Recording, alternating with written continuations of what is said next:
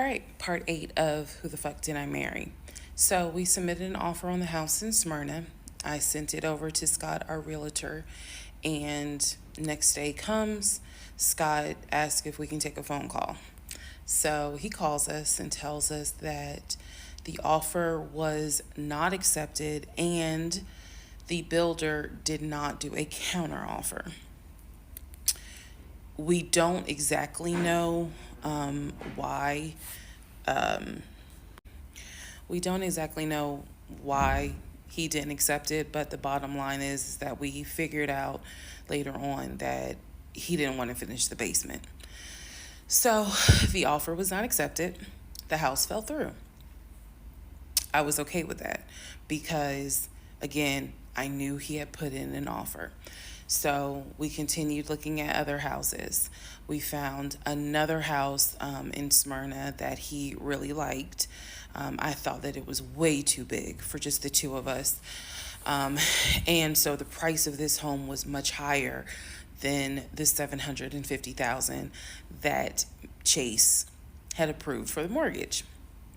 So what he explained to me was that he was willing to do the $750,000 mortgage, and he was also willing to put a significant amount of the money in savings on the house, which meant that he was now comfortable going from 750,000 up to about 900,000.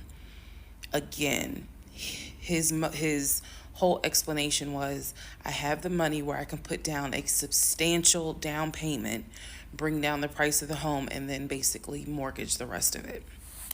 So that was now the plan. I was not comfortable with a home over $900,000. But again, keep in mind, I saw the Chase paperwork. So I was like, I just feel more comfortable sticking at the 750,000 mark. That's what you were approved for. Let's go with that. By this point, this is now fall of 2020. We had been talking about marriage. I had my ring. He had made VP at the company. And again, he was calling me every day from work.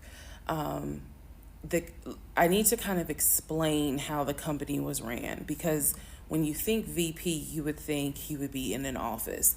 It was a condiment company, so they actually were producing the condiments, and I'm not saying the name of the company on purpose, but they were producing the condiments in this particular plant location. So a lot of times, he would simply tell me that he walked the floor, checking in with his subordinates, basically. Now, how did he go to work? For the most part, at this point, he left before I woke up.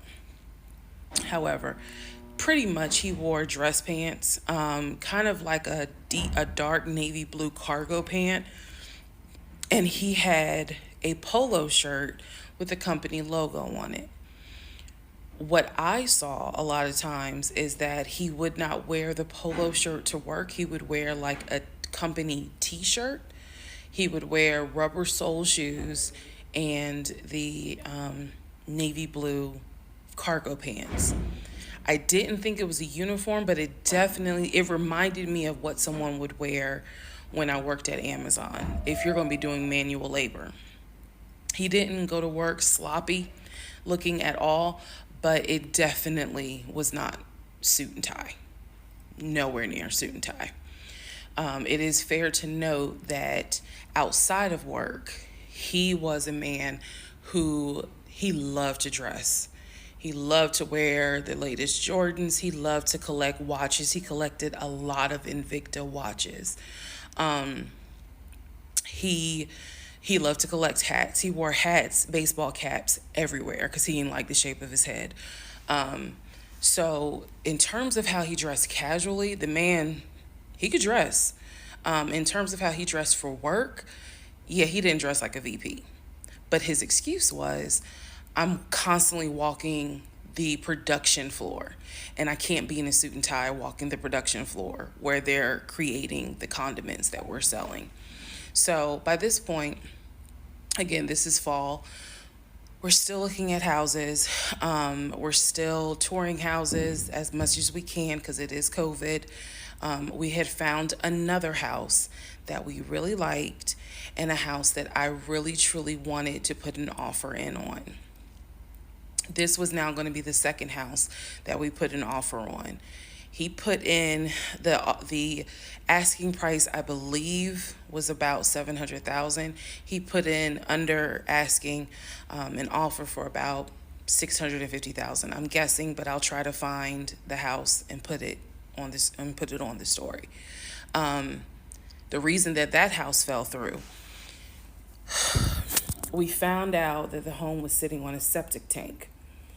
We found out that the septic tank had an issue, and it would have taken about $15,000 to $20,000 to fix the septic tank. The sellers were not willing to fix the septic tank. Personally, I didn't really care for the house that much. I'm the one who was like, I don't really want it. So even though we put an offer in, we had 24 hours where we could pull our offer back. And so we did. Once we found out, I believe it was in the disclosure. And if you're a realtor, please feel free to tell me if I'm using the wrong terminology. But I believe it was in the disclosure that they told us the septic tank needs to be replaced.